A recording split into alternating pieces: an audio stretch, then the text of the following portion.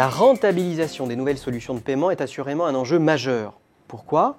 Eh bien parce que la concurrence s'accélère très franchement avec les offensives de nouveaux acteurs, aussi bien des fintechs, les startups de la finance, que de grands groupes issus d'horizons divers, comme les opérateurs télécoms, les fabricants de téléphones, les GAFA ou encore les acteurs de la grande distribution.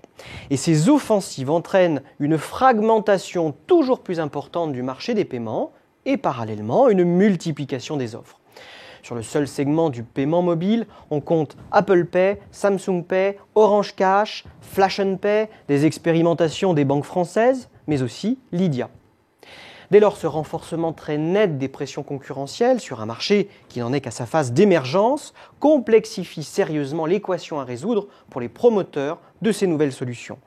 Rentabiliser leur modèle d'affaires dans un contexte où les pressions sur les prix de solutions de paiement s'intensifient et surtout où la propension à payer des utilisateurs est peu élevée, voire nulle. Alors on le comprend, le principal enjeu pour rentabiliser les modèles d'affaires consiste, selon l'étude de Precepta, à s'affranchir des frontières de la monétique pour susciter du consentement à payer. Il faut donc en quelque sorte réinventer la fonction paiement, afin qu'elle devienne créatrice de valeur, aussi bien pour les clients que pour les commerçants et les promoteurs des nouvelles solutions de paiement. Et pour accroître ce consentement à payer, les experts de Precepta recommandent de développer des services en complément des solutions de paiement. En fait, cette manœuvre vise à optimiser la valeur d'usage du paiement pour mieux s'imposer face à l'efficacité des offres traditionnelles, je pense bien sûr à la carte bancaire. Ainsi, pour les consommateurs, cette nouvelle proposition de valeur doit coupler la fonction paiement à des offres mêlant personnalisation, service et fidélisation et jouer un rôle d'assistant budgétaire et shopping tout au long du parcours d'achat. Pour les commerçants, elle doit fournir des outils pour mieux valoriser leur portefeuille client.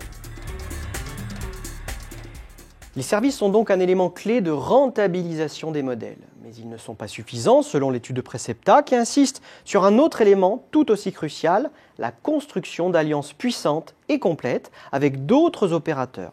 C'est de l'avis de nos experts un passage obligé pour évangéliser efficacement un marché où le temps d'adoption de nouvelles solutions est long, coûteux et incertain. Les banques sont certainement les acteurs les plus volontaires en multipliant les expérimentations et les partenariats sans idée préconçue. Citons le portefeuille électronique Paylib, qui est né de l'alliance de nombreuses banques françaises. Citons aussi BNP Paribas, BPCE, Crédit Mutuel Arkea, la Banque Postale et Société Générale, qui ont lancé une expérimentation de paiement mobile sans contact, qui s'appuie sur les technologies NFC et HCE, mais aussi sur le système Android Pay. Pour autant, ces acteurs recherchent aussi dans ces alliances leurs propres intérêts, car la valeur créée par ces coopérations est potentiellement considérable dans la mesure où le paiement génère des données sur les clients. Des données qui pourront améliorer la connaissance client et ouvrir des opportunités pour monétiser des services. On comprend mieux alors l'intérêt croissant des géants du net, des constructeurs de mobiles et des opérateurs télécoms pour les nouvelles solutions de paiement.